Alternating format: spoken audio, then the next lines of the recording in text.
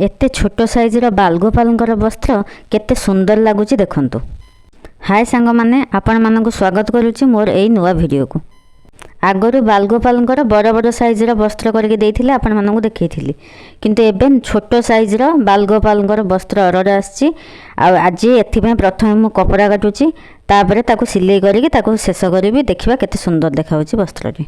छोट छोट वस्त्र तैयारी करिबारे गोटे अलगा प्रकार आनंद रहिछि। प्रत्येक डिजाइन एवं प्रत्येक सिलाई रे सब बेले मोर चेष्टा थाए केमिति वस्त्रटी सुंदर और आहुरी सुंदर हबो। ऑर्डर छोट हो कि बड़, सबु काम को मु खूब खुशीर सहित करे।